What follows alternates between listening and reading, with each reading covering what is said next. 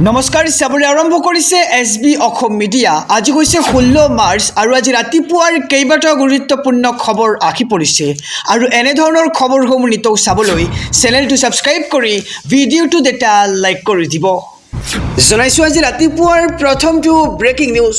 অহা 9 এপ্ৰিলৰ পৰা অসমত আৰম্ভ হ'ব বিধানসভা নিৰ্বাচনৰ ভোট গ্ৰহণ আৰু 4 মে'ত ঘোষণা কৰা হ'ব ফলাফল।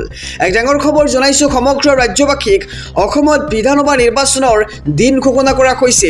এটা পৰ্যায়তে অসমত অনুষ্ঠিত হ'ব ভোট গ্ৰহণ আৰু 9 এপ্ৰিলত বিধানসভা নিৰ্বাচনৰ ভোট গ্ৰহণ অনুষ্ঠিত কৰা হ'ব। 4 মে'ত হ'ব ভোট গণনা আৰু নিৰ্বাচনৰ দিন ঘোষণাৰ লগে লগেই আৰম্ভ হ'ব নিৰ্বাচনী বিধি আৰু অসমৰ লগতে তামিলনাডু, পশ্চিমবংগ, কেৰালা লগতে পুডুচেৰীৰ নিৰ্বাচনৰ দিন ঘোষণা কৰা হৈছে। 4 মে'ত ঘোষণা কৰা হ'ব আটাইকেইখন ৰাজ্যৰ ফলাফল। কেৰালাত 9 এপ্ৰিলতে হ'ব ভোট গ্ৰহণ আৰু পুডুচেৰীত 9 এপ্ৰিলত হ'ব ভোট গ্ৰহণ লগতে তামিলনাডুত 23 এপ্ৰিলত হ'ব ভোট গ্ৰহণ। পশ্চিমবংগত দুটা পৰ্যায়ত হ'ব ভোট গ্ৰহণ। পশ্চিমবংগত 23 এপ্ৰিল আৰু 29 এপ্ৰিলত হ'ব ভোট গ্ৰহণ আৰু অসম বিধানসভা নিৰ্বাচনৰ দিন ঘোষণা কৰিছে নিৰ্বাচনী আয়োগে। এটা পৰ্যায়তে অসমত অনুষ্ঠিত হ'ব ভোট গ্ৰহণ। 9 এপ্ৰিলত বিধানসভা নিৰ্বাচনৰ ভোট গ্ৰহণ কৰা হ'ব আৰু 4 মে'ত ঘোষণা কৰা হ'ব ফলাফল আৰু নিৰ্বাচনৰ দিন ঘোষণাৰ লগে লগে আৰম্ভ হৈছে নিৰ্বাচনী বিধি। অসমৰ লগতে তামিলনাডু, পশ্চিমবংগ, কেৰালা, পুডুচেৰীৰ নিৰ্বাচনৰ দিন ঘোষণা কৰা হৈছে আৰু 4 মে'তে ঘোষণা কৰা হ'ব আটাইকেইখন ৰাজ্যৰ ফলাফল। জনাইছোঁ ৰাজনৈতিক প্ৰেক্ষাপটৰ এটি ডাঙৰ খবৰ। হাতৰ লগ এৰিব নেকি এইবাৰ প্ৰদ্যুৎ বৰদলৈয়ে? কংগ্ৰেছ এৰাৰ ইংগিত সাংসদ প্ৰদ্যুৎ বৰদলৈৰ। এক ডাঙৰ খবৰ জনাইছোঁ সমগ্ৰ ৰাজ্যবাসীক। এইবাৰ হাতৰ লগ এৰিব নেকি প্ৰদ্যুৎ বৰদলৈয়ে? কংগ্ৰেছ এৰাৰ প্ৰত্যাহ্বান সাংসদ প্ৰদ্যুৎ বৰদলৈৰ আৰু লাহৰীঘাটত আসিফ নজৰক টিকট দিলে কংগ্ৰেছ এৰিব প্ৰদ্যুৎ বৰদলৈয়ে। গৌৰৱ গগৈৰ বিৰুদ্ধে মুকলি বিদ্ৰোহ এইবাৰ প্ৰদ্যুৎ বৰদলৈৰ। দল ত্যাগৰ ভাবুকি ভৰা পত্ৰ প্ৰেৰণ হাইকমাণ্ডলৈ। ডক্টৰ ফৰিদুল হুছেইনক লাহৰীঘাটত টিকট দিয়াৰ পোষকতা। আসিফ নজৰক টিকট দি ফৰিদুলক বাদ দিলে কংগ্ৰেছ এৰিব প্ৰদ্যুৎ বৰদলৈয়ে আৰু হাতৰ লগ এৰিব নেকি এইবাৰ কংগ্ৰেছ নেতা প্ৰদ্যুৎ বৰদলৈয়ে? কংগ্ৰেছ এৰাৰ প্ৰত্যাহ্বান এইবাৰ সাংসদ প্ৰদ্যুৎ বৰদলৈৰ। লাহৰীঘাটত আসিফ নজৰক টিকট দিলে কংগ্ৰেছ এৰিব প্ৰদ্যুৎ বৰদলৈয়ে আৰু গৌৰৱ গগৈৰ বিৰুদ্ধে মুকলি বিদ্ৰোহ এইবাৰ প্ৰদ্যুৎ বৰদলৈৰ। জনাইছোঁ আৰু এটি ব্ৰেকিং নিউজ ডাঙৰ খবৰ। সাৱধান ৰাজ্যবাসী। ৰাজ্যৰ প্ৰান্তে প্ৰান্তে প্ৰচণ্ড শিলাবৃষ্টি দেখিবলৈ পোৱা গৈছে আৰু সাৱধান হওক আপুনি। অপ্ৰয়োজনত নোলাব আপুনি ঘৰৰ পৰা। ৰাজ্যৰ প্ৰান্তে প্ৰান্তে প্ৰচণ্ড ধুমুহা আৰু শিলাবৃষ্টি দেখিবলৈ পোৱা গৈছে। গুৱাহাটী মহানগৰীত প্ৰচণ্ড বৰষুণৰ লগতে পৰিল প্ৰকাণ্ড শিল আৰু কেইবাখনো জিলাত বতৰ বিজ্ঞান কেন্দ্ৰই জাৰি কৰিছে এলাৰ্ট। ঠায়ে ঠায়ে বিদ্যুৎ বিচ্ছিন্ন হাহাকাৰ অৱস্থাৰ সৃষ্টি হৈছে। সাৱধান হওক আপুনি। প্ৰয়োজনত নোলাব ঘৰৰ বাহিৰলৈ। ৰাজ্যৰ প্ৰান্তে প্ৰান্তে প্ৰচণ্ড ধুমুহা আৰু শিলাবৃষ্টি দেখিবলৈ পোৱা গৈছে আৰু আগন্তুক 4 দিনলৈ এই ধুমুহা আৰু শিলাবৃষ্টি অব্যাহত থাকিব বুলি বতৰ বিজ্ঞান কেন্দ্ৰই আগজাননী দিছে। লগতে গুৱাহাটী মহানগৰীত প্ৰচণ্ড বৰষুণৰ লগতে পৰিল প্ৰকাণ্ড শিল। ৰাজনৈতিক প্ৰেক্ষাপটৰ এটি খুবেই ডাঙৰ খবৰ। তৃতীয়বাৰলৈ হিমন্ত বিশ্ব শৰ্মা চৰকাৰৰ পক্ষত অসমৰ জনতা। দ্য নিউজ টেবৰ প্ৰাক নিৰ্বাচনী সমীক্ষাত আকৌ এবাৰ বিজেপি চৰকাৰ। জনাইছোঁ সবিস্তাৰে খবৰ। এক ডাঙৰ খবৰ। বিজেপি নেতৃত্বাধীন NDA তৃতীয়বাৰলৈ অসমত গঠন কৰিব চৰকাৰ। সংখ্যাগৰিষ্ঠ আসনেৰে বিজেপিৰ জয়লাভৰ তথ্য প্ৰকাশ কৰিছে সমীক্ষাত আৰু অসমৰ বিধানসভা নিৰ্বাচনক লৈ দ্য নিউজ টেবৰ প্ৰাক নিৰ্বাচনী সমীক্ষাত প্ৰকাশ পাইছে এই ডাঙৰ তথ্য। সংস্থাটোৰ মতে 95ৰ পৰা 100খন আসন দিয়া হৈছে NDAক আৰু কংগ্ৰেছক দিয়া হৈছে 10ৰ পৰা 13খনকৈ আসন।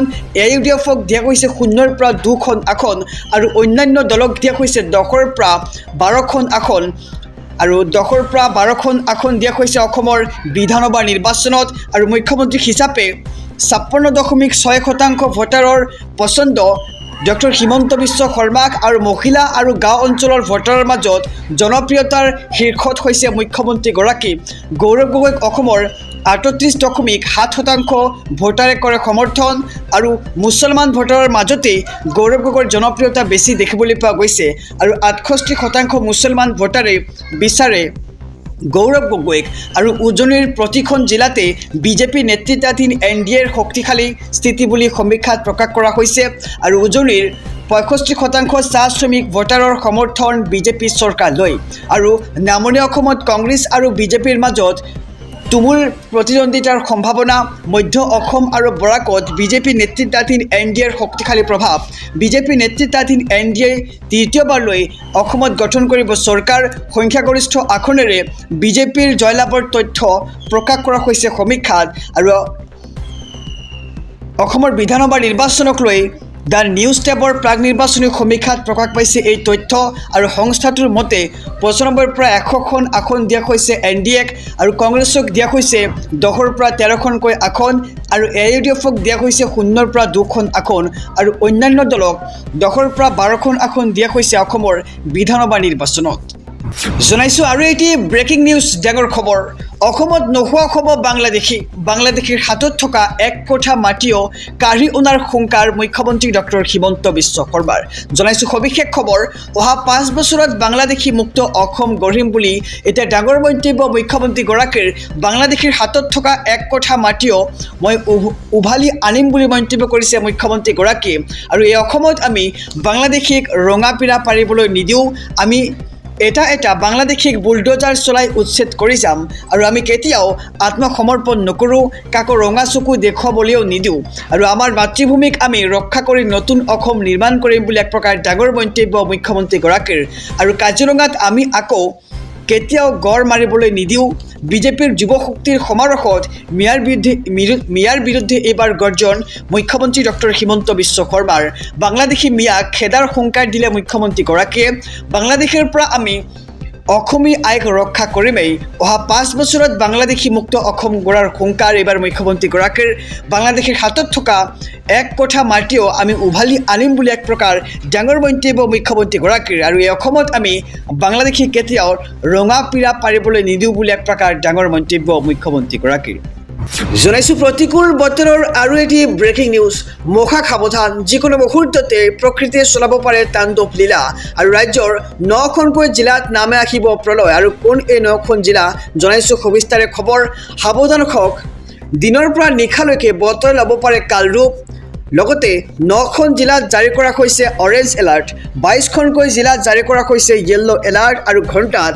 50ৰ পৰা 60 কিলোমিটাৰ বেগত আহিব পাৰে ধুমুহা আৰু দুই ঠাইত শিলাবৃষ্টি হোৱাৰ সম্ভাৱনা যিহেতু যোৱাকালিৰ দিনটোত বহু ঠাইত শিলাবৃষ্টিও দেখিবলৈ পোৱা গৈছে বিজুলী ঢেৰেকণিৰে চলাব তাণ্ডৱ ধুবুৰী দক্ষিণ খালমাৰা বঙাইগাঁও চিৰাং বৰপেটাকে ধৰি বজালী বাক্সা নলবাৰী তামুলপুৰ দৰং কামৰূপ মেট্ৰ' কামৰূপ গ্ৰাম্য লগতে মৰিগাঁও পশ্চিম কাৰ্বি আংলং লগতে বিশ্বনাথ গোলাঘাট যোৰহাট মাজুলী শিৱসাগৰত য়েল্লো এলাৰ্ট জাৰি কৰিছে আঞ্চলিক বতৰ বিজ্ঞান কেন্দ্ৰৰ ফালৰ পৰা আৰু সাৱধান দিনৰ পৰা নিশালৈকে বতৰে ল'ব পাৰে কালৰূপ 9খন জিলাত জাৰি কৰা হৈছে এতিয়া অৰেঞ্জ এলাৰ্ট লগতে 22খনকৈ জিলাত জাৰি কৰা হৈছে য়েল্লো এলাৰ্ট ঘণ্টাত 50ৰ পৰা 60 কিলোমিটাৰ বেগত আহিব পাৰে ধুমুহা লগতে শিলাবৃষ্টিৰ সম্ভাৱনা আছে আৰু যোৱাকালি দুই ঠাইত শিলাবৃষ্টি হৈছে আৰু আপোনালোকৰ অঞ্চলত শিলাবৃষ্টি হৈছে নে হোৱা নাই জনাওক আমাৰ কমেণ্ট বক্সত আৰু বিজুলী ঢেৰেকণিয়ে চলাব পাৰে তাণ্ডৱ ধুবুৰী দক্ষিণ খালমাৰা বঙাইগাঁও চিৰাং বৰপেটাকে ধৰি আন বহুকেইখন জিলাত জাৰি কৰা হৈছে এলাৰ্ট বজালী বাক্সা নলবাৰী তামুলপুৰ দৰং একেখন জিলাত জাৰি কৰা হৈছে য়েল্লো এলাৰ্ট